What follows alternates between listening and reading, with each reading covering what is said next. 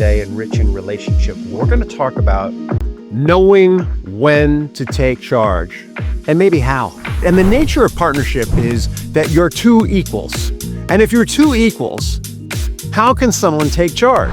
So in a partnership, when one partner knows that there is a right thing that needs to happen, and the other partner doesn't agree, that partner moves forward, but they don't just stomp all over the other person.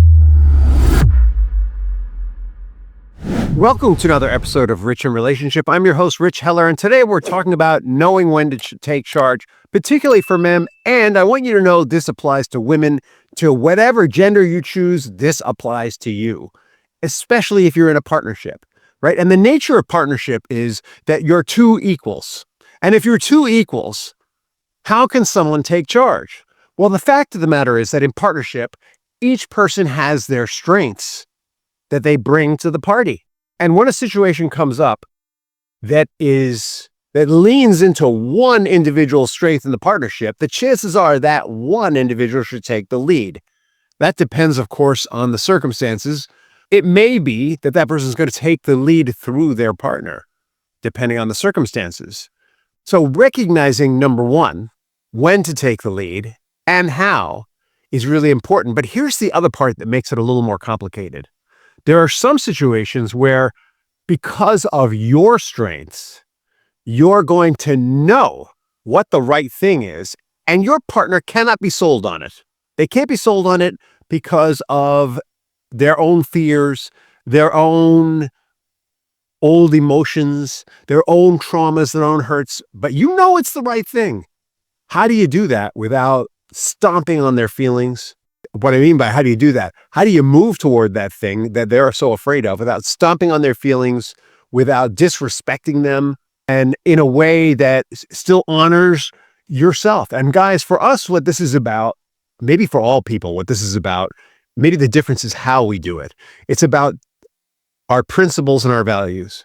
But the reason why this is especially important for men is that, in my experience, men have stepped down from leading in their relationships and in regard to their marriage because they're afraid of looking like they're bullies.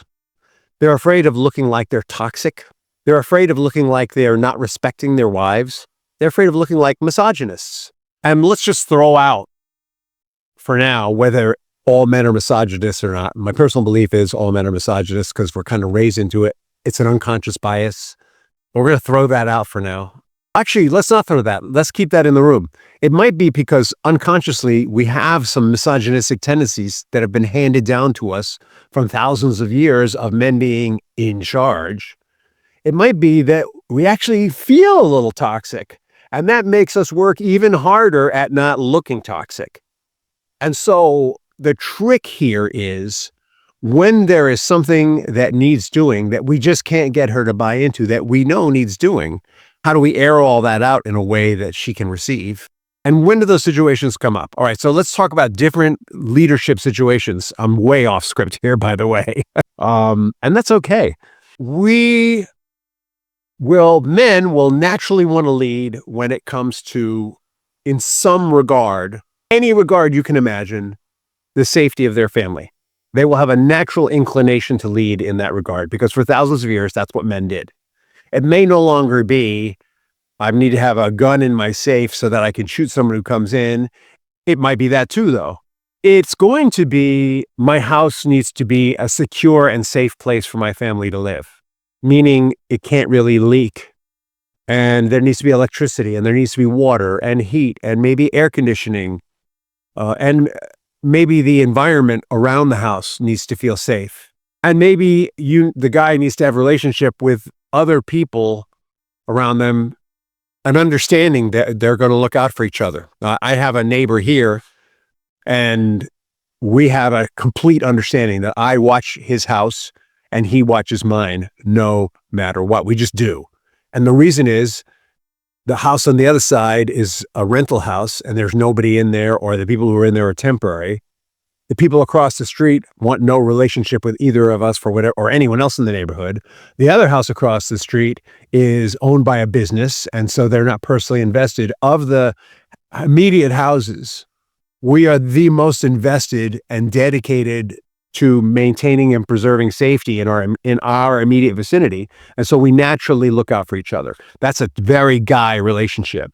Another thing that men are naturally going to lean into is going to be around provision. It's not unusual today for the men not to be the prime wage earner. And almost every man I know is uncomfortable with that idea, by the way. They're particularly uncomfortable with the idea of not sustaining themselves. The idea of being financially dependent is, it goes against the grain of how they've been raised. But anything regarding provision, they're going to want to lean into. Provision might look like taking the money that's coming in and making sure that it's distributed in a way so that there's money for the future. Men are real big on money for the future. It might be making sure that the money is put places where it's going to multiply. Provision can be about loaves and fishes. We've only got 5 loaves and 7 fishes, and we need to feed the multitude. How are we going to do that? Let's multiply it. Might be about investing it in an S&P 500 fund or something like that. It depends on who you are. Provision might be about, I'm going to plant a productive garden in my backyard so that we can eat. I'm going to take the money that is coming in. I'm going to invest it in growing some vegetables because I like growing things. And it's a way that I can take $1 and make $10 out of it. Men will naturally gravitate towards provision. They'll naturally gravitate towards safety. And men will naturally gravitate towards service. I think a lot of the reason why there's confusion about when to lead is we naturally want to serve our families. We want to protect them. We want to serve them. We want to provide for them. It's our wiring. But at the same time, we have a natural instinct to move towards goals. And in that sense, we're going to want to lead.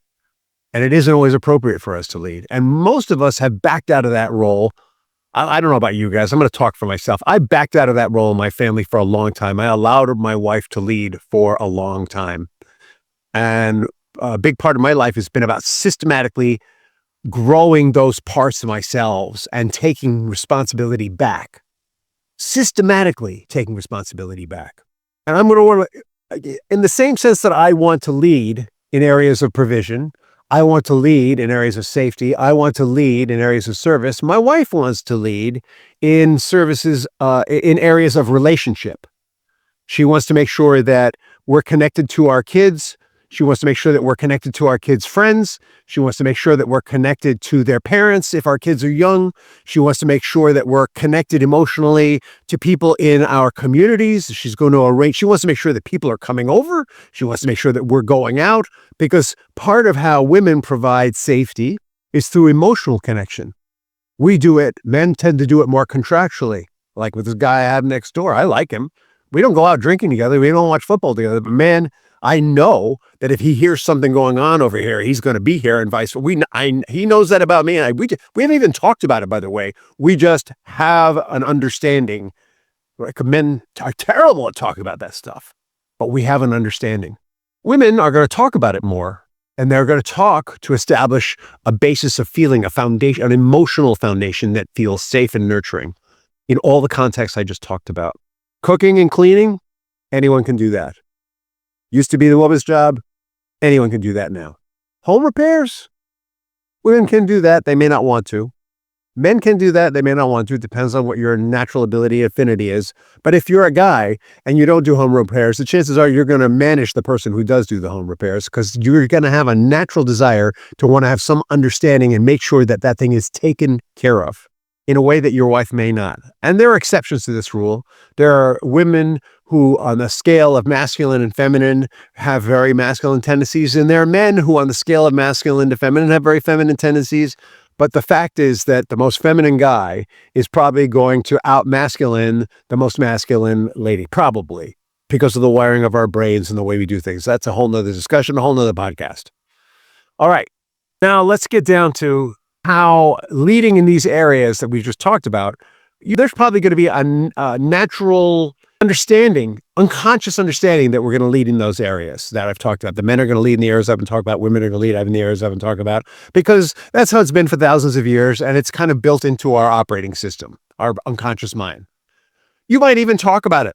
You may not like the way my wife frequently says to me, I don't like the way that ceiling looks. Would you do something about it? And I take care of it. It might be that my standard of safety doesn't match her aesthetic of safety. that's okay.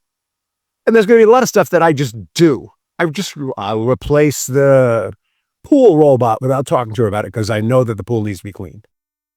It's going to be stuff that I just do without even talking to her about, and vice versa. But there are going to be some things, some areas where I'm going to want to lead, where no matter how much I talk about it, she's not going to agree with me because it looks scary, because it doesn't feel safe. It might not even be safe, right? To grow, there's a certain level of risk that needs to happen. Example, 7 years ago, I sold my business and asked my wife, who was making some good money, to take care of things while I grow this coaching business. And the coaching business has grown. Like I love the work that I do. And I realized the other day that there's a part of that business that I really enjoyed that I don't get to do now. I actually have been realizing it for quite a while. It has to do with managing large groups of people. It has to do with nurturing a culture that's moving in a certain direction. It has to do with helping people to succeed in their lives while they contract to help the business succeed. It's something that I have a natural ability to do this. Working with couples and family systems helps with that, but it's not quite the same.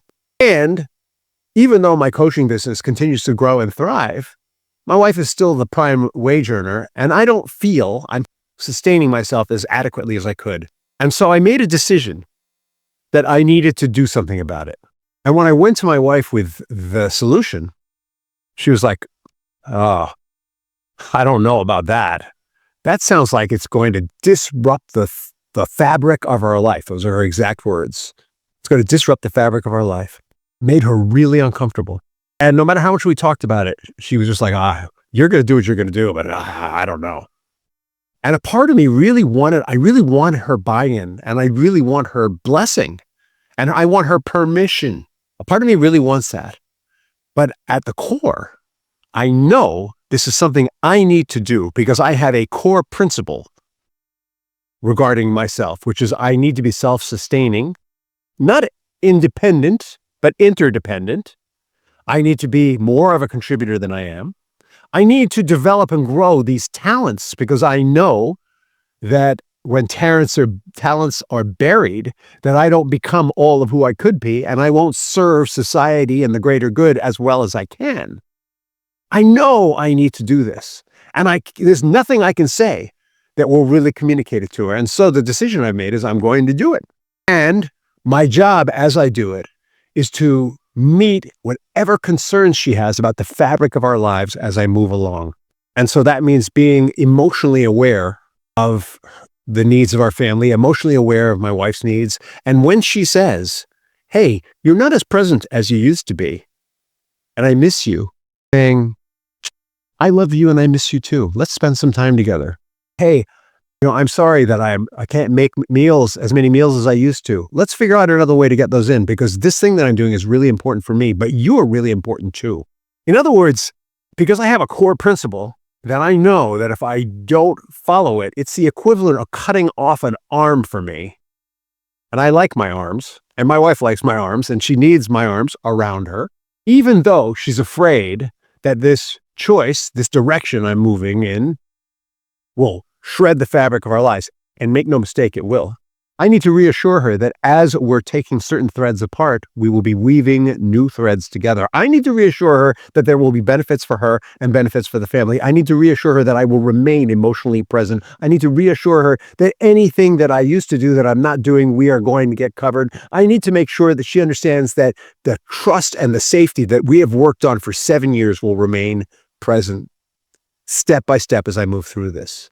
And that, my friends, is how you know when to take charge, even when your wife doesn't agree. And if you're a woman and you're watching your husband do something like this, he may not be as conscientious about the things I just spoke about. You're going to need to call out in him. You just say to him, "You know what? I get that this is something so core to your being that you have to do it. Go back to school, move to another city, whatever it is.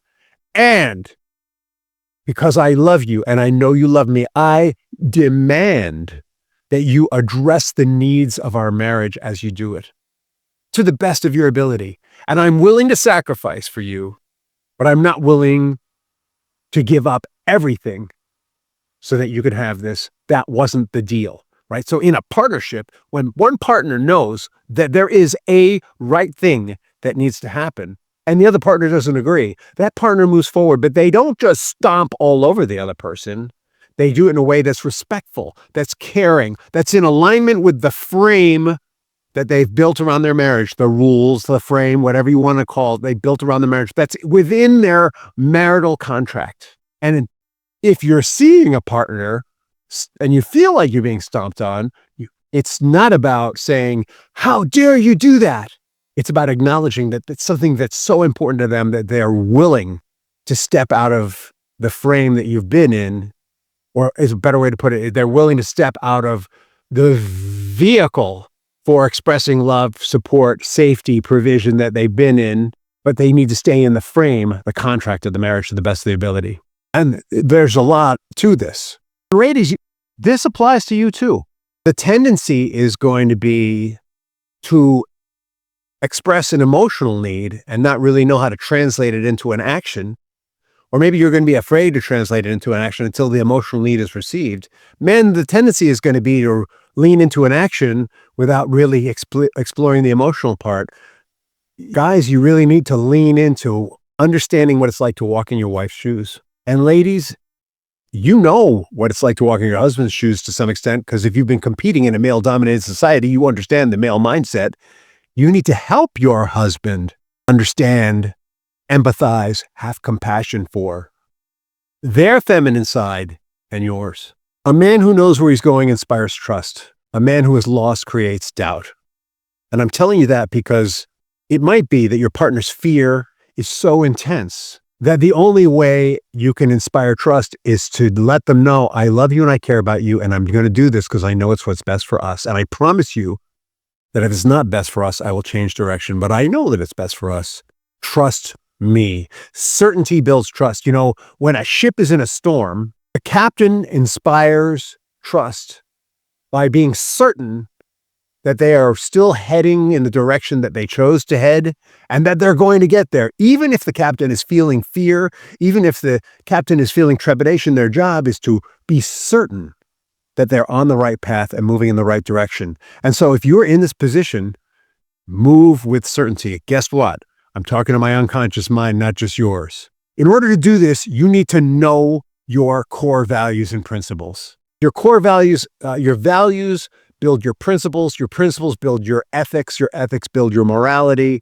This starts with your values. Explore your values. Explore the principles you choose to live your life by based on your values. Explore the ethics and the morality, and that's a whole nother episode right there. If you're not sure how to do that, we spend a lot of time at Rich in Relationship helping people get in touch with those values, prioritize those values, make sure those values are in the right order to accomplish what it is that you want to accomplish, because sometimes values are out of sync, and very often in a relationship, couples' values are out of sync. All right, I promised my video editor and my audience that I wasn't going to go long anymore, no more 30 to 45-minute episodes. So with that, we're going to keep moving down this road. We're going to talk about in the next episode how to enter into a true partnership. And we're going to build on this idea of male and female minds, how to lead in both spaces, when to take the lead on your own, even if your partner's not sure. And we're going to move towards synergy, how that works out as synergy in your marriage. So stay tuned for the next episode of Rich in Relationship. In the meantime, if you like what you're hearing, subscribe. We only know that we're succeeding by the number of subscribers that we have, and our subscribers are always going up. So we're successful, but we want to reach more and more people. I want to impact 10,000 marriages. 10,000 marriages. So help me to impact those 10,000 marriages. In the meantime, have a great day and a wonderful tomorrow.